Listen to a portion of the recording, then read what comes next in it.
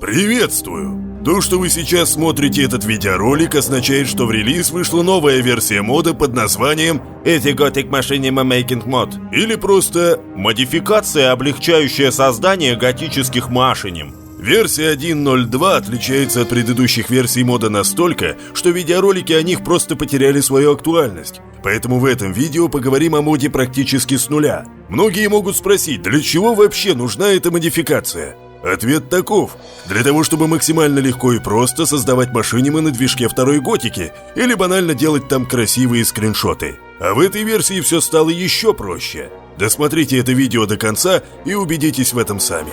Прежде чем продолжить, сразу хочу предупредить, что мы можем гарантировать корректную работу нашего мода только при правильной его установке, а также без влияния других модов на нашу модификацию. То есть, если у вас что-то вдруг не работает, значит сначала следует переустановить игру и установить наш мод по инструкции на чистую Готику 2 Ночь Ворона без установки других модификаций. И да, мы не можем гарантировать вам корректную работу нашего мода вместе с использованием улучшенной графики DirectX 11. А мы начнем с инструкции по установке. Чтобы установить модификацию, облегчающую создание готических машиним версии 1.0.2, вам нужно: первое. Установить на вашем компьютере игру Готика 2 Ночь Ворона версии 2.6 Fix. Второе. Установить платформу Union на вашу Готику 2. Для этого необходимо скачать менеджер ресурсов Union по этой ссылке. Также будет в описании этого видео. Запустить менеджер ресурсов, перейти во вкладку Union, скачать и установить на вашу Готику патч, подходящий под разрядность системы вашего компьютера 32 или 64 бит. В этой же вкладке скачать и установить последнюю версию Union. На момент записи этого видео это версия 1.0i. Если Union у вас уже установлен, то убедитесь, что он получил все последние обновления. Третий шаг установки. По ссылке в описании этого видеоролика скачать и распаковать архив с файлами нашей модификации. Кстати, если в дальнейшем появится обновление мода, то вам пригодится именно этот пункт. Внутри архива лежат следующие файлы: файл с анимациями и мешами, файл со скриптами и звуками, файл с текстурами, файл с плагином для Union, а также файл с локациями. Все эти файлы нужно поместить в директорию по этому пути. Если вдруг папки с таким названием нет, то создайте ее. Помимо вышеуказанных файлов, внутри архива есть еще иконка, файл с описанием мода и конфигурационный файл. Все они должны быть помещены в папку System, которая находится в корне игры. Запуск модификации выполняется через приложение Gothic Starter, которое находится все в той же папке System. Локации. Знакомство с новой версией мы начнем с того, что в нашей модификации, помимо оригинальных локаций Готики 2 с дополнением Ночь Ворона, также есть все миры из Готики 1. Да, это та самая старая добрая колония со всеми ее жителями. Всех ее грязных тварей тоже можно будет призвать по желанию. Кстати, барьер также можно вернуть, причем не только на небосвод над колонией. Подробнее обо всем этом я расскажу немного позже. Также в моде есть локация с хромакеем, а еще локация, на которой находятся телепорты во все остальные доступные миры. Со временем локаций будет становиться больше, хотя уже сейчас вы можете без проблем добавить какую-то свою. Как? Внимательно смотрите этот видеоролик и все узнаете. А сейчас давайте посмотрим, каких мы вам завезли помощников.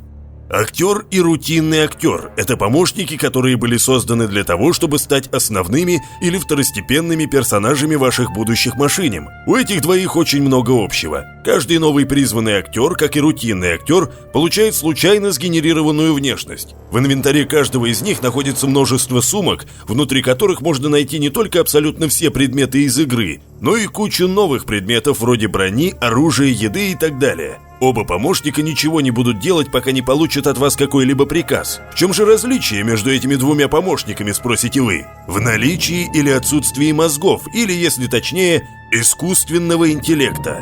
Актер безмозглый. С ним нельзя завести диалог, он не реагирует на удары или врагов поблизости. Если, управляя одним из помощников актеров, во время бега вселиться в кого-то, то актер, которым вы уже перестали управлять, так и продолжит бежать в заданном вами направлении, в отличие от рутинного актера, с которым этот фокус не прокатит, так как у него включен искусственный интеллект. Соответственно, рутинный актер будет реагировать на удары и бросаться на своих врагов, если заметит их поблизости. Еще одно весомое отличие между этими помощниками.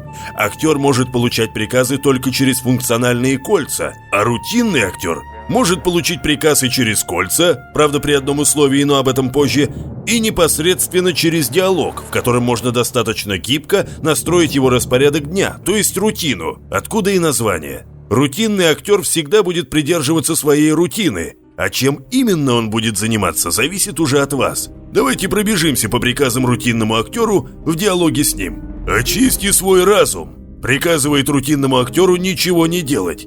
Иными словами, отключить распорядок дня. Именно с этой рутиной появляется каждый новый рутинный актер, и именно эта рутина является тем самым условием, при котором помощник без проблем будет подчиняться действию функциональных колец. «Стой здесь!» Приказ для рутинного актера стоять на месте. При этом он время от времени будет совершать какие-то стационарные действия. Например, оглядываться по сторонам, чесать голову и так далее. «Иди за мной!» Приказывает помощнику следовать за вами до тех пор, пока вы не прикажете ему делать что-то другое. «Воспроизводи анимацию». Приказывает рутинному актеру непрерывно воспроизводить определенную анимацию. Какую именно анимацию ему воспроизводить, решаете вы. Нужно лишь выбрать ее из выпадающего списка. Для удобства все доступные анимации разделены на категории, и вы в любой момент можете переключаться между ними. «Воспроизводи анимацию по кругу». Приказывает рутинному актеру время от времени воспроизводить одну и ту же анимацию. Опять же, анимацию, которую будет повторять по кругу этот помощник, тоже выбираете вы. «Используй предмет». Приказ для рутинного актера использовать предмет инвентаря из заданного списка. Все предметы в этом пункте разделены на несколько категорий. Также доступен случайный выбор предметов в каждой категории. «Поглощай пищу». Приказывает рутинному актеру поглощать выбранную вами из списка еду или растения. «Пей напиток». Приказывает рутинному актеру пить выбранный вами из списка напиток или зелье. «Используй ближайший объект». Приказ для рутинного актера использовать определенный интерактивный объект, если таковой имеется где-то поблизости. «Толкай речь». Приказывает помощнику произносить беззвучную речь. Иными словами, время от времени воспроизводить анимацию произношения реплики и шевелить губами. «Ищи собеседника». Приказывает рутинному актеру искать для себя собеседника и, собственно, беседовать с ним. Если собеседника, то есть второго рутинного актера с такой же рутиной нет поблизости, он будет оглядываться и ждать, когда тот появится. Если же собеседник есть, но он слишком далеко, то оба помощника будут стараться приблизиться друг к другу, чтобы поболтать. «Отправляйся в определенный вейпоинт». Приказывает рутинному актеру отправиться в заданное вами место на локации, в которой вы находитесь. Помощник, который придерживается этой рутины, всегда будет оставаться в месте назначения, даже если вы потеряете его из виду и даже если неоднократно смените локацию. Кстати, этот распорядок дня доступен для рутинных актеров только в определенных мирах. Вот мы и закончили с приказами рутинному актеру через диалог, но это еще не все. В диалоге с рутинным актером также можно настроить его внешний вид и задать гильдию со снаряжением в соответствующих пунктах. Начнем с внешности помощника. Ее можно настроить вручную, изменив ему пол, текстуру лица, форму головы, текстуру тела и текстуру зубов.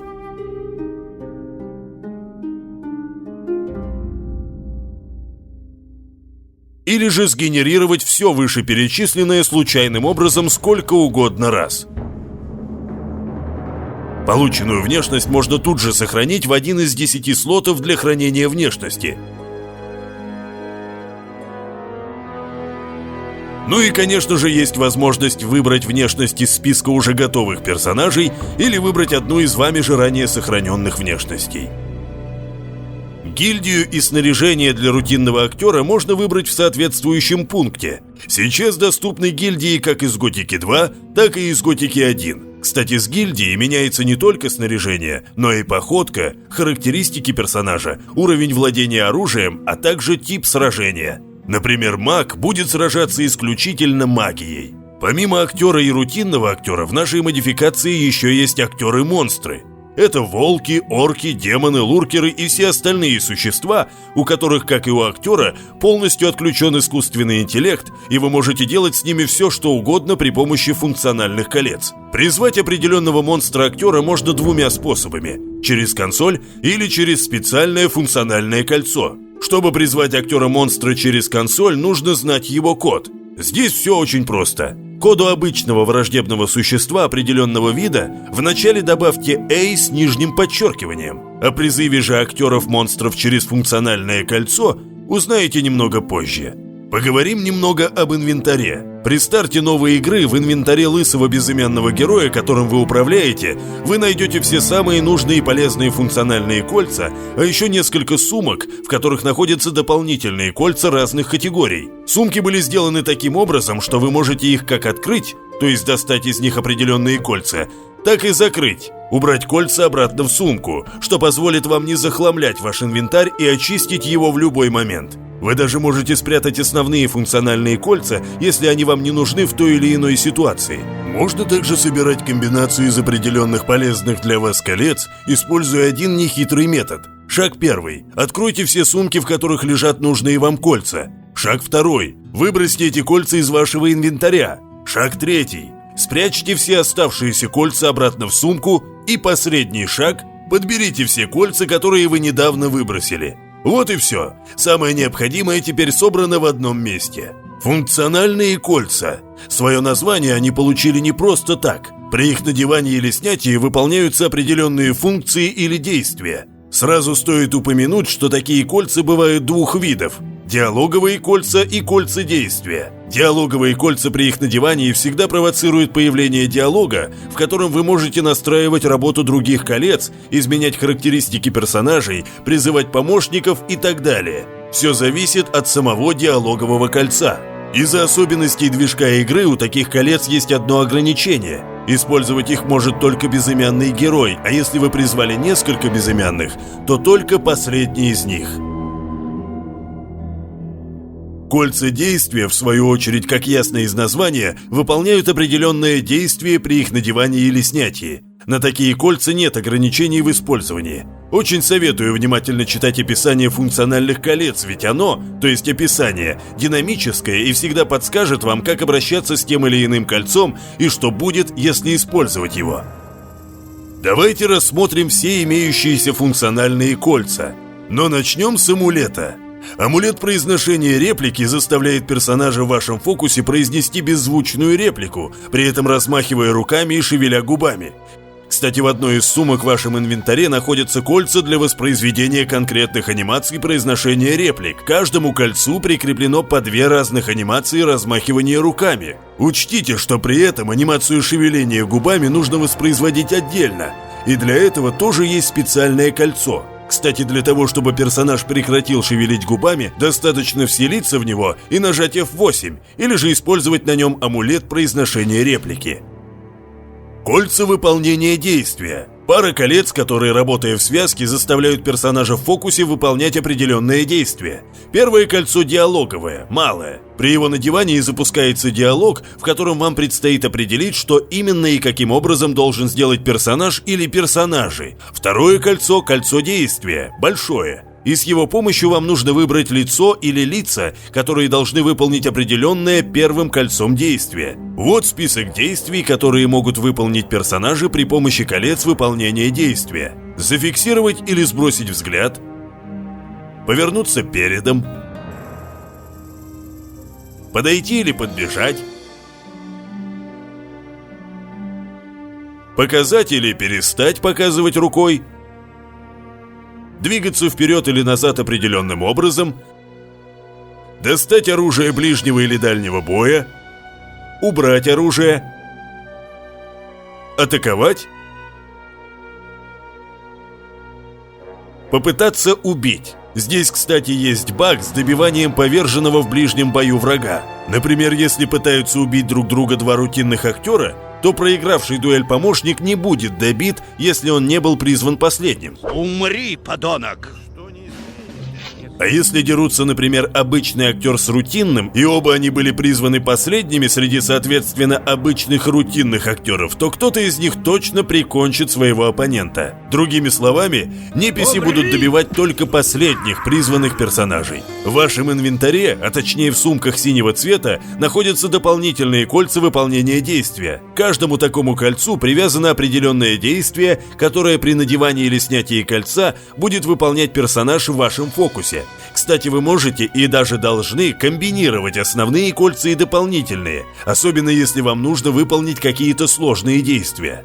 Кольца воспроизведения лицевой анимации – кольца, предназначенные для смены анимации лица персонажей. Первое, малое кольцо, запускает диалог, где вы можете выбрать интересующую вас лицевую анимацию, а второе, большое, непосредственно заставляет персонажей в фокусе воспроизвести выбранную вами анимацию лица. В специальной сумке также есть дополнительные кольца, где к каждому кольцу привязано по одной-две основных лицевых анимации. Кольца воспроизведения анимации – еще одна пара колец, которые работают в связке. Принцип не меняется. Малым кольцом вызываем диалог, а большим выбираем нужного персонажа. Внутри диалога, кстати, помимо обычных анимаций для неписей, можно найти и большое количество новых анимаций, а также есть отдельные пункты с анимациями для орков и всех доступных видов монстров.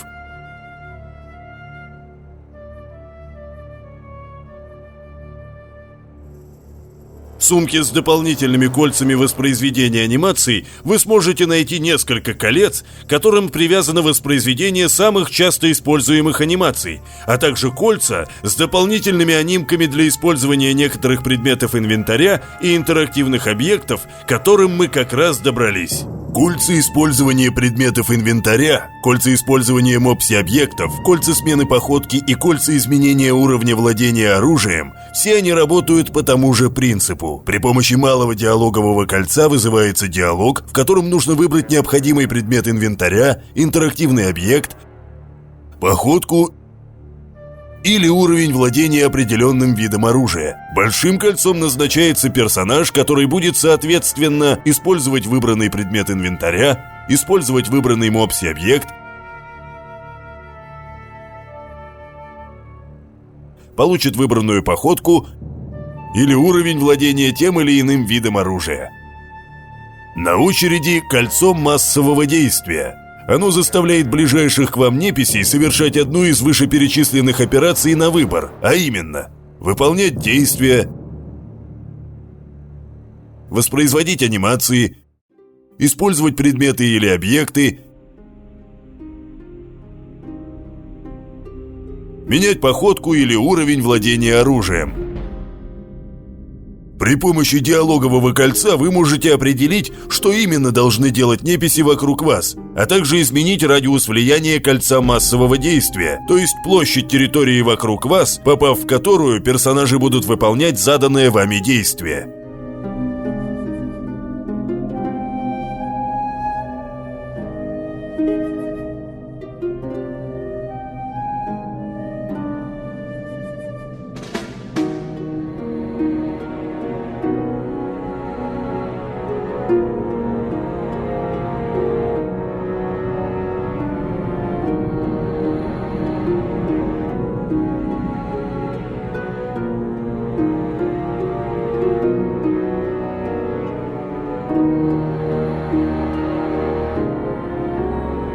У кольца массового действия, кстати, есть два режима работы. Первый режим обычный, когда кольцу подчиняются абсолютно все NPC, которые попали под его влияние. Второй режим – управление только избранными NPC. Этот режим будет полезен, если нужно, чтобы из огромной толпы необходимое вами действие выполняли только определенные лица. Назначить или снять статус избранного для NPC можно специальным кольцом. Работает оно максимально просто. Наведитесь на NPC и наденьте это кольцо. Если у неписи нет статуса избранного, то он его получит, а если есть, то он его потеряет.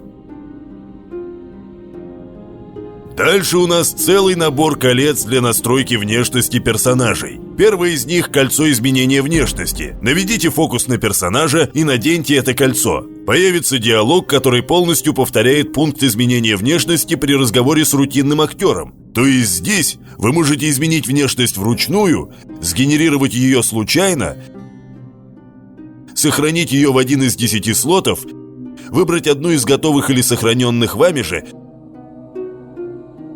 или просто посмотреть полную информацию о внешности выбранного вами персонажа. Кстати, при помощи этого кольца также можно изменить текстуру тела большинства монстров и голову орков. В сумке с дополнительными кольцами изменения внешности лежат отдельные кольца для изменения внешности персонажей. С их помощью можно вручную настроить пол, текстуру лица, форму головы, текстуру тела и текстуру зубов. Как показывает практика, этими кольцами внешность можно настроить быстрее, чем через диалоговое кольцо, поэтому совет для вас: не ломайте компьютерную мышку. Для надевания или снятия вообще любых колец всегда используйте клавишу левый Ctrl. Также в сумке можно найти кольца для изменения телосложения и масштаба персонажей.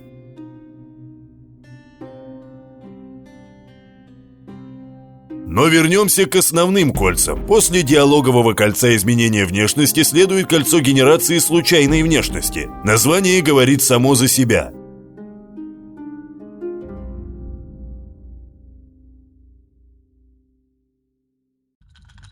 Следующие кольца – кольца для копирования и вставки внешности неписей. Пожалуй, тут тоже можно обойтись без подробных объяснений. Одним кольцом копируете внешность, вторым вставляете. Кстати, скопированную внешность можно также выбрать во время диалога с рутинным актером или в диалоге кольца изменения внешности.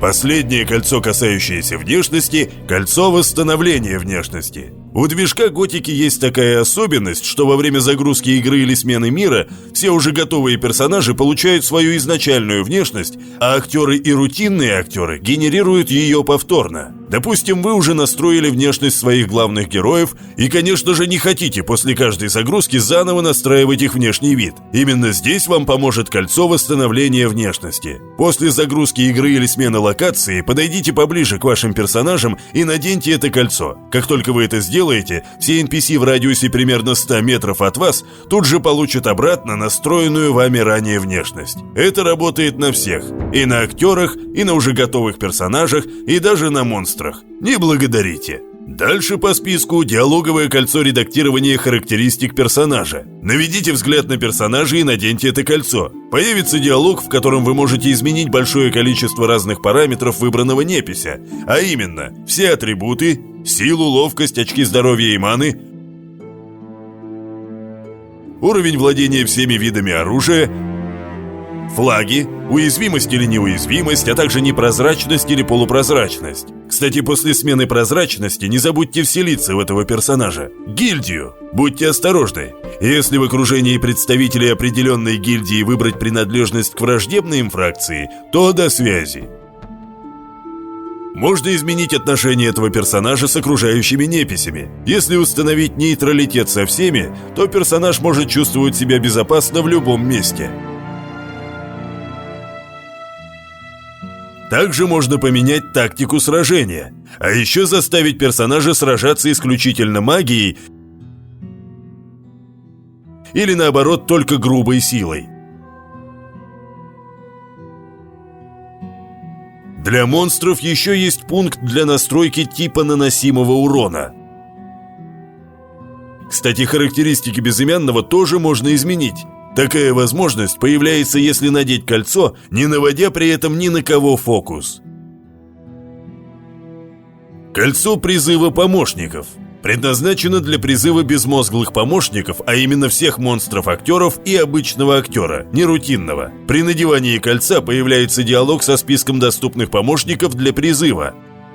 Выбор, кстати, запоминается, и вы можете быстро спавнить одного и того же помощника сколько угодно раз. Этим же кольцом можно призвать всех враждебных монстров в колонии из Готики 1. Для этого вам нужно просто находиться в этом самом мире колонии. И да, сделать это можно только один раз. Ну и, наконец, кольцо телепортации. При его надевании появляется диалог, в котором вам нужно выбрать место, куда вы хотите сейчас же телепортироваться. Есть вариант телепортации в локацию, в которой находятся телепорты в другие миры нашего мода. Хочу предупредить, что точки телепортации для этого кольца настроены не во всех мирах. А если вы добавите собственный мир, то кольцо и вовсе не будет там работать. На данный момент это все функциональные кольца нашего мода. А теперь пришло время узнать о функциях Юниона. Начиная с версии 1.0.2, модификация, облегчающая создание готических машиним, работает и функционирует на платформе Union для Готики 2 Ночь Ворона, благодаря чему у нее появилось очень большое количество новых возможностей и функций. К числу разработчиков нашего мода присоединился Камрад, который известен для многих под никнеймом Осмит. Да, теперь нас двое, в смысле разработчиков мода. И все, о чем речь пойдет дальше в этом видеоролике, его рук дело. Не будем терять времени. Начинаем. А начнем мы с того, что если вы установили мод правильно, то в папке System, которая в свою очередь находится в папке с Готикой 2, есть конфигурационный файл нашей модификации. Этот файл, дальше мы будем называть его конфиг, можно и нужно открывать в блокноте для того, чтобы комфортно настраивать новые функции мода и горячие клавиши под ваши нужды. Лично я рекомендую вместо блокнота использовать программу Notepad++. Она очень удобна, а главное бесплатна, так что вы можете без проблем скачать ее из интернетов. Давайте, наконец, рассмотрим новшества. Снятие ограничения на одновременное надевание не более 2 колец. Включите эту функцию в конфиге и можете надевать бесконечное количество колец одновременно. Отключается функция там же, в конфиге. Рекомендуется к включению.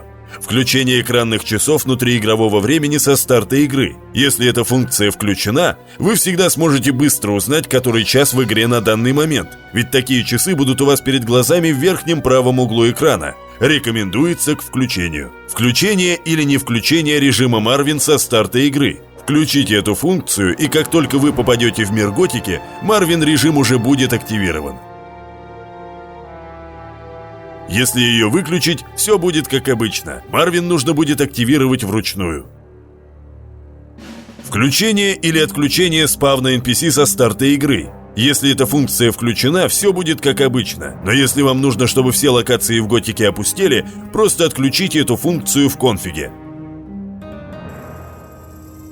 И да, ручной призыв персонажей никуда не делся. Скрытие интерфейса при нажатии горячих клавиш. Да, теперь интерфейс можно спрятать и вернуть обратно одновременным нажатием 2 клавиш – правого контрола и английской клавиши I. Кстати, о клавишах. Дальше в этом видеоролике во время упоминания тех или иных функций у себя на экране вы будете видеть их горячие клавиши, но только те, которые заданы нами по умолчанию. Мы забиндили их именно на эти клавиши не просто так, а после глубокого анализа уже существующих горячих клавиш и возникших в ходе тестирования мода проблем, а также с точки зрения удобства для большинства юзеров. Вы можете изменить горячие клавиши, если хотите. Каждая функция вызывается нажатием 2 кнопок – управляющей и определяющей. Управляющие кнопки, в свою очередь, делятся на основную – правый Alt и дополнительную – правый Ctrl. Если вас не устраивают именно эти кнопки, вы можете включить альтернативные в конфиге, и тогда основной управляющей кнопкой станет левый Shift, а дополнительный – левый Ctrl. Управляющие кнопки одни и те же для всех функций, а определяющие кнопки для каждой функции своя. Последние вы можете выбрать из определенного списка. Перед вами все доступные кнопки клавиатуры для установки горячих клавиш. Если что, в конфиге есть подсказка, как правильно их вписать под ту или иную функцию.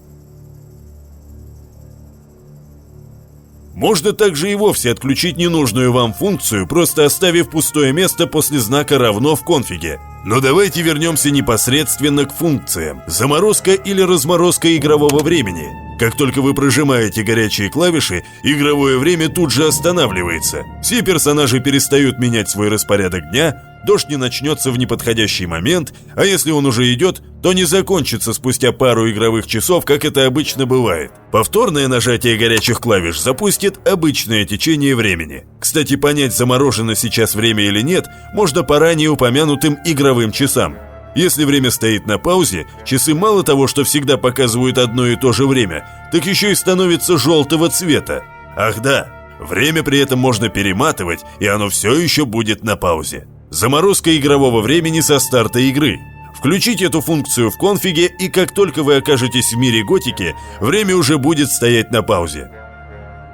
Спрятать или показать NPC в фокусе. Нажатие дополнительной горячей клавиши спрячет персонажа в вашем фокусе вместе с его тенью, хотя сам персонаж никуда не пропадет. Нажмите горячую клавишу еще раз, и персонаж появится. Если нажимать ту же горячую клавишу, при этом не наводя ни на кого взгляд, невидимым станет герой, которым вы управляете. Нажатие основной горячей клавиши покажет абсолютно всех спрятанных ранее персонажей, если вы вдруг кого-то потеряли. Сохранение и загрузка позиции камеры. Теперь можно сохранить, то есть запомнить до 9 разных позиций камеры в пространстве и в любой момент вернуться к каждой из них. Подберите нужный ракурс любым способом, например, при помощи свободной камеры, и сохраните его нажатием основной горячей клавиши в один из 9 слотов. Для того, чтобы немедленно вернуться к сохраненной позиции, нажмите дополнительную горячую клавишу для конкретного слота. Вы можете прямо на ходу переключаться между сохраненными ракурсами, а также без проблем входить в стандартные режимы камеры. Ускорение и замедление скорости игрового процесса. Нажатие основной горячей клавиши этой функции ускорит весь игровой процесс в 2 раза. Повторное нажатие вернет все на место. Нажатие дополнительной горячей клавиши, в свою очередь, замедлит все, что происходит в игре, в 2 раза. Повторное нажатие также вернет все на свои места. Глобальное включение или отключение искусственного интеллекта. Включите эту функцию при помощи горячих клавиш, и абсолютно все персонажи в игре тут же станут безмозглыми. Они даже начнут подчиняться вашим приказам, которые можно давать при помощи колец. Правда, работать будет не все. Например, драться вы их не заставите. Включить и можно тем же способом. Удержание персонажа в фокусе от исчезновения. Наведитесь на нужного непися и прожмите горячие клавиши этой функции. Теперь имя этого персонажа подсвечивается оранжевым цветом, а сам персонаж никуда не исчезнет, как бы далеко вы от него не удалялись. Удержание перестанет работать, если повторно нажать горячие клавиши, держа непися в фокусе, а также при смене локации, загрузке игры и выходе из нее. Давайте теперь поговорим о новых консольных командах Marvin режима, которые совсем недавно появились в нашем моде. Консольные команды быстрой телепортации в другие локации. Перед вами консольные команды, позволяющие мгновенно оказаться в таких локациях, как Миненталь, Харинис, Еркиндар, Ирдорат и колония Готики 1. Третьим параметром для этих команд можно также прописать вейпоинт, к которому вы хотите попасть, как только окажетесь в нужном мире, но для этого нужно знать правильное название необходимого вейпоинта. Следующая команда позволяет попасть в абсолютно любую доступную локацию. Для этого нужно полностью прописать путь к этой локации, директорию, в которой она находится, и обязательно расширение .zen сразу после названия самого мира. Сейчас вы видите перед собой все возможные варианты этой команды, которые работают в версии модификации 1.0.2. Четвертым параметром, кстати, тоже можно прописать название вейпоинта. Вы даже можете попасть в ваши собственные локации благодаря этой команде. Для этого вам нужно поместить мир, в котором вы хотите побывать, в директорию по этому пути. Желательно, чтобы его название не совпадало с уже существующими в моде локациями. После того, как вы это сделаете, запустите мод и пропишите в консоли эту команду, название вашей локации и расширение. Вот и все, мы на месте. Ах да, если папки с таким названием нет по указанному пути, то вам нужно ее создать. Кстати, благодаря платформе Union можно возвести магический барьер над всеми локациями, в которых вы окажетесь. Для этого откройте менеджер ресурсов, перейдите во вкладку Union плагины и установите плагин для барьера. Вам нужен именно плагин Барьер Демо. После установки плагина в папке с вашей готикой в директории Data появится вот такой файл формата WDF. Если захотите отключить барьер, просто уберите этот файл из данной директории. Вы всегда сможете вернуть его обратно, тем самым включив барьер. Ах да, имейте в виду, что барьер не подстраивается под размеры локации, так что если ваш мир окажется слишком большим, то барьер может не охватить его полностью. Эта консольная команда позволяет менять скорость течения времени в игре. Значение скорости, которое вы можете ввести, может быть не меньше 0,1 и не более 5.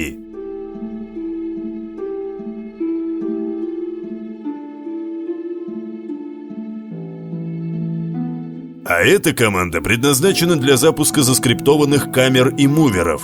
Пригодится вам, если вы умеете работать в спейсере, соответственно, с камерами и муверами. Следующие две команды для консоли удерживают персонажей, то есть они не пропадут, если вы сильно от них отдалитесь. Первая команда удерживает непися под вашим управлением, а вторая – персонажа в вашем фокусе.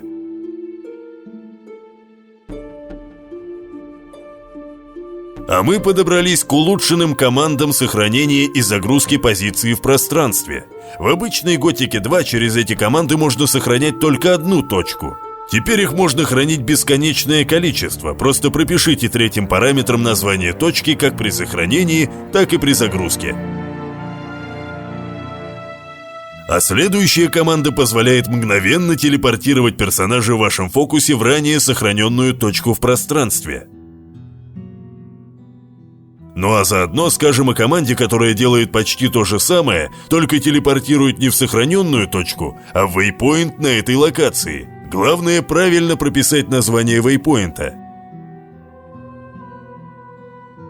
Данная консольная команда заставляет персонажа в фокусе воспроизвести прописанную вами анимацию. А здесь нужно быть осторожным. Эта команда полностью удаляет персонажа из игры. А еще есть такая команда, которая удалит всех персонажей в указанном вами радиусе. Следующая команда создает пятно крови у вас под ногами указанного вами размера. Соответственно, есть команда, которая удаляет пятна крови персонажа, которым вы управляете. И, конечно же, команда для удаления пятен крови персонажа в вашем фокусе. Эта команда включает или отключает игнорирование взятия в фокус любых предметов инвентаря. Следующая команда помещает предмет, на который вы смотрите, в правую руку персонажа под вашим управлением. Есть отдельная команда и для левой руки. И, конечно же, команда, при помощи которой ваш персонаж выбрасывает предметы из обеих рук. Также была исправлена работа оригинальной консольной команды, которая вызывает снег. В обычной игре она почему-то вызывала только дождь, но в нашей модификации с ее помощью вы можете вызвать снегопад на любой локации, как и должно было быть изначально. Остался еще один достаточно весомый и полезный инструмент – редактор кат-сцен. С его помощью уже сейчас можно создавать плавно летящие камеры прямо в игре, как будто в спейсере, но без его использования. О том, как им пользоваться, существует отдельный видеоролик. Ссылку на него вы сейчас можете найти в появившейся подсказке или в описании этого видео. Камеры – это только первое из предназначений редактора кат-сцен. Планируется его дальнейшее развитие, так что следите за новостями. А на этом все. С вами был Ларадар. Пользуйтесь модом на здоровье. Ждем ваших крутых машиним, снятых с его помощью. Будем рады, если в комментариях вы оставите свой отзыв о модификации, а также предложения или идеи по ее дальнейшему развитию. Увидимся у мертвой гарпии.